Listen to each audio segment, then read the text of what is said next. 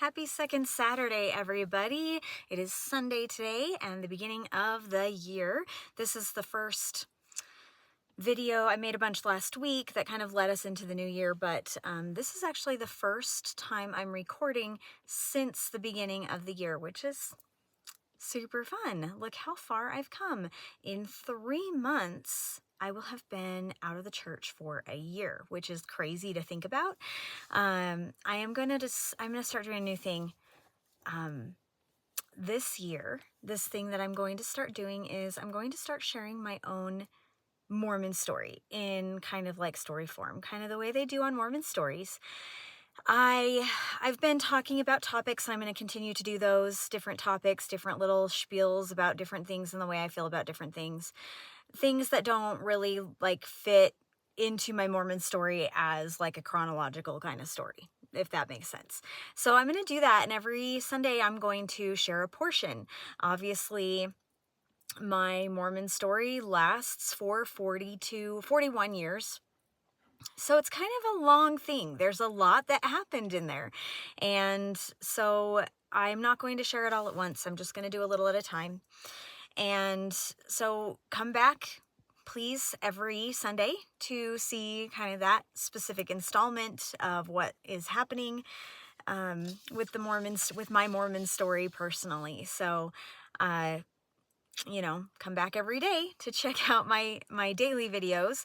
But with my Mormon story, I'm going to do my very best to be brutally honest.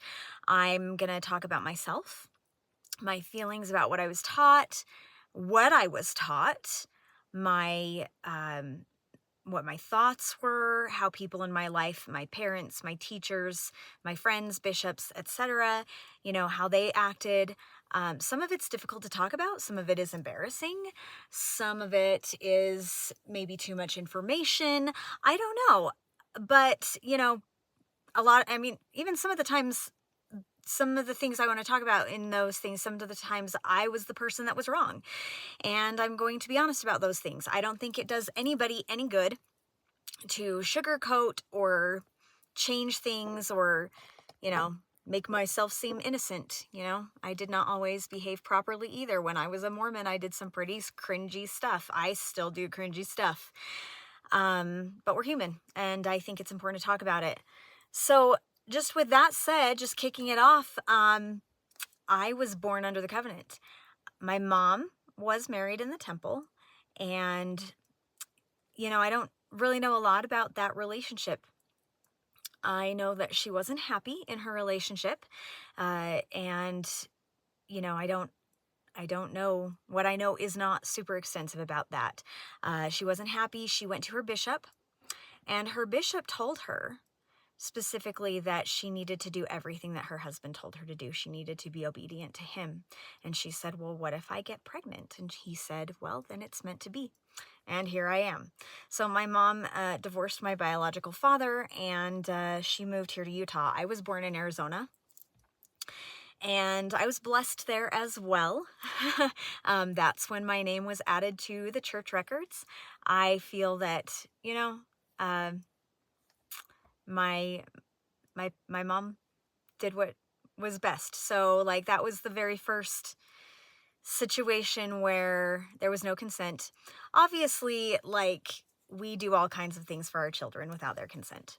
I do not blame her, but it is the kind of thing like where it's so permanent, I'm still waiting to hear from Quit Mormon about when my name is going to be removed from the records of the church. And we blessed all of our kids, but Clementine doesn't have any endowments or not endowments, but any covenants, not even baptism. And we still have to wait for Quit Mormon to get her out as well, which is so weird to me. So that's like a permanent thing. So there we are. I was the first grandkid, and I had 5 uncles who adored me. And so I was a very, very loved, very doted upon child. And so, by no means do I say that to convey any bitterness beyond just that knowing what I know now, it's frustrating, but my mom did what she felt was best for me. Um, so I was born on July 31st, 1982. Um, I have the same birthday as Harry Potter, and he's actually 2 years older than me. So, yeah, that's kind of my claim to fame. Uh, my mom moved to Utah, and when I was 2, she married my dad, who's my stepdad. I I didn't really know my biological father very well. I do now. I've met them and everything, and him and his wife, and they're awesome, and that's cool. But when I was growing up, he lived in Arizona. I lived in Utah with my parents. I had 2 brothers and a sister. My brother Beej is 3 years younger than me, and my sister is 9 years younger, and then my other brother is 11 years younger than me. So I really kind of grew up with my brother, and then my younger brother and sister were like, they grew up while I was in college. They were babies. I feel like growing up in the church was fine. I didn't know any better. I didn't know any different. And church was fine. I do feel like the church was a lot more of a community then. And maybe that's just because I was young and I always wanted to be with my friends anyway. So all of the activities that we had, all of the road shows we had, all of the, ice cream socials, all of the activities that we had were super fun for me. I'm not sure that all of that would be really fun for me as an adult. As an adult, it's a burden. And maybe that's just me. Also, again, I'm an introvert, and as a child, that's a little bit different when you have close friends and they're in church and you get to do things with those friends at church and it's a fun activity and everything. And now, as an adult, those things were really hard for me to go to, and I didn't want to go to them, and it was like another thing we have to do for church. And so maybe that had something to do with it. But growing up, it was super fun. My mom was actually the activities coordinator, so she planned all of the word activities and there was one at least every month, which was fantastic, and she was great at it. Honestly, she taught preschool for 30 years or so. Really, she should probably be a party planner. She was so good at it. We had luau's, and we had ice cream socials, and we had hoedowns, and she always had entertainment lined up and everything. Anyway, it was awesome. I just remember there just wasn't anything controversial. There's just not anything a lot that is really super controversial as a child. I mean, now there is, because as you know, the church has recently put out all of those really weird indoctrination booklets about teaching little kids about polygamy, which transparency is good. And I get that we're we want transparency, but not like that. That's literally exactly it. It's grooming. It's grooming is what it is. So that's not what we mean when we say transparency. Anyway, now I can see a lot of harm in just being a child in the church. But when I was a kid and I was growing up in Utah, it just was the norm. I remember the activities. I remember singing primary songs, and I remember singing in sacrament meeting, and I remember, this is funny. I remember, you remember that song, "The golden plates lay hidden deep in the mountainside, until God found one faithful in whom he could confide." That's only the first verse. I'm not going to sing anymore, but, I loved that song because it was I loved the tune of it. It was so unique and different and everything, but also, I was confused about it because I didn't know. Now, if you've ever been in primary or you've ever been a chorister in primary, they often have pictures when they're singing the songs to help the kids remember what comes next in the song, what the next line is. And I didn't know what the golden plates were because I had to be little. And I didn't know that they were a book. I remember that the chorister had made these pictures of the song. So we were like, there was a mountain with a hole that had been dug because, you know, the hill Cumorah, and that's where the gold plates came from. But instead of drawing a picture or having a picture of the golden plates as a book, she had golden dinner plates. And I think, you know, like she was trying to convey plates, not a golden book, like, you know, like, I don't know, whatever kids might think to say. But in my head, I literally thought that this song was about Joseph finding golden dinner plates in this hill. I didn't realize later, until later, that it was about this book. It's so silly, the things kids think of. I also, there was this time too, I don't remember how old I was. I was a little older at this time, but we had somebody made like a replica of the golden plates, and it was like, it was super, super heavy. They were made out of metal. I don't know, somebody in the ward made them, and then they, you know, hooked together by rings, and it was supposed to be, you know, spray paint. It was spray painted gold and everything. And so every week the gold plates would rotate around to each class, and we'd get to take those with us to class and everything. And I thought that was pretty cool. Kind of a fun little thing there. So like, I remember things like that. You know, growing up just was pretty normal. I didn't realize there was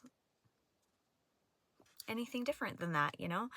And I don't feel like there was anything super harmful in my childhood, in my young childhood. When I guess there is, because I'm going to get to some stories here, but I just felt, I was happy. I was a happy kid, and I felt like my life, it was the same as everybody else's that I knew. I guess I'll move on. I do, sorry.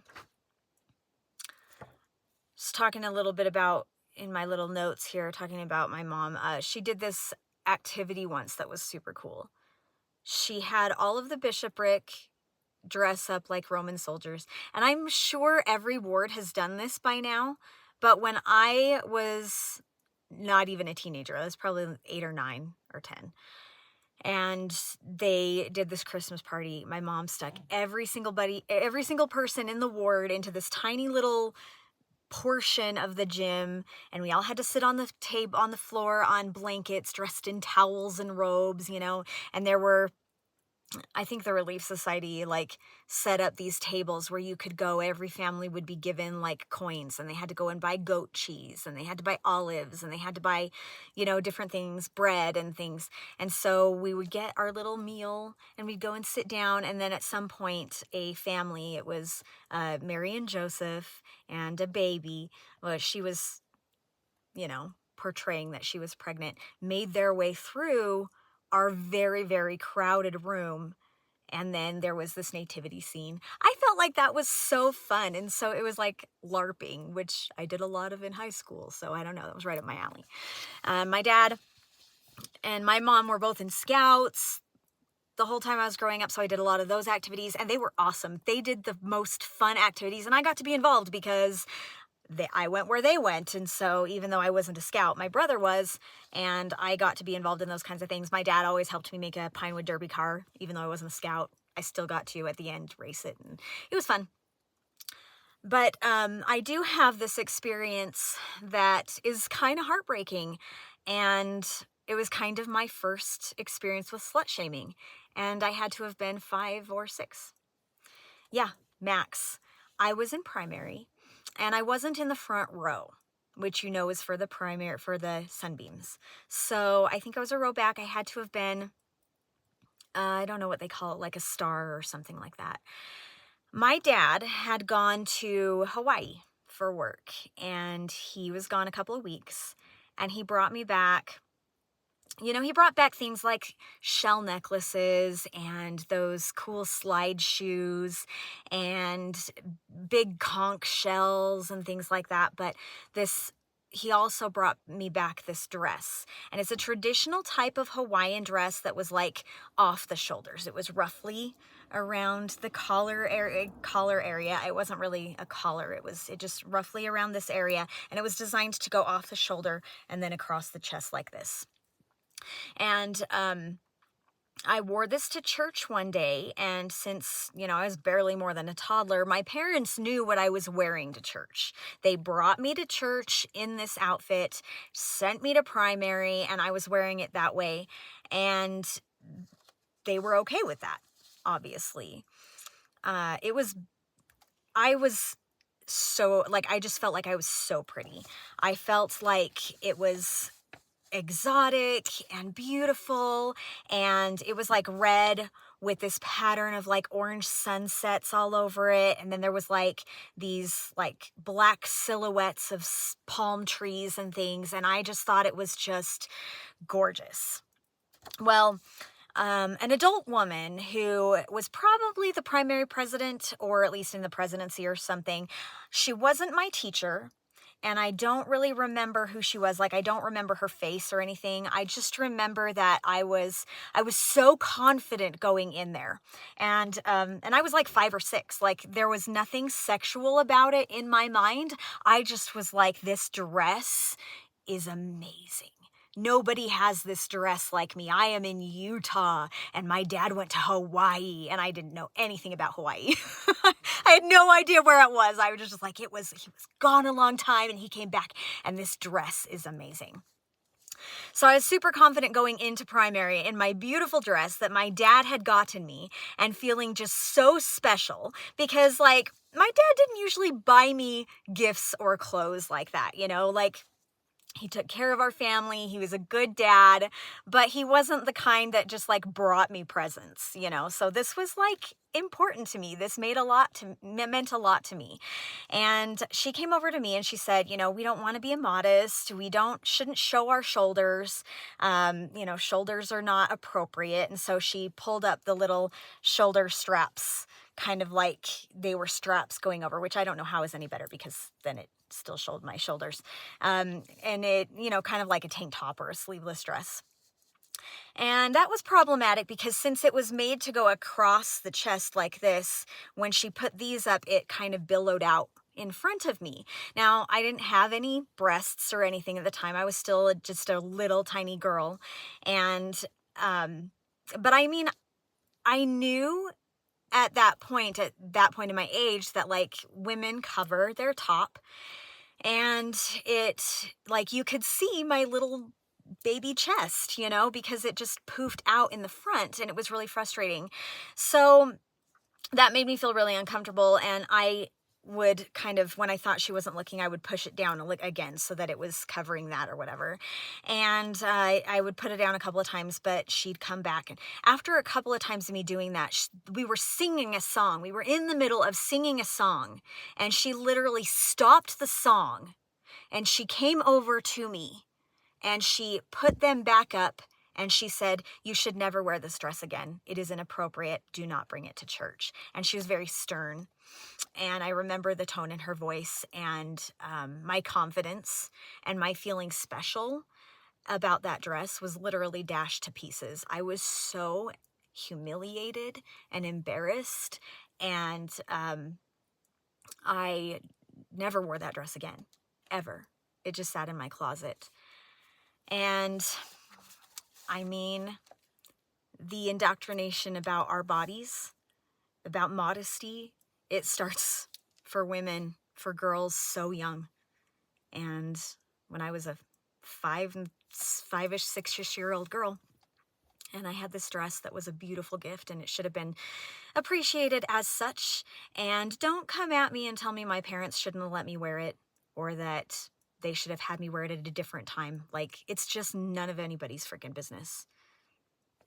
And I wish that lady would have just let me have my innocent little joy, Anyway, that's my story for today. Please come back next week for some more of my Mormon story. Talk a little bit more about why I am like I am. Anyway, thank you so much. Think terrestrial, and I'll see you soon.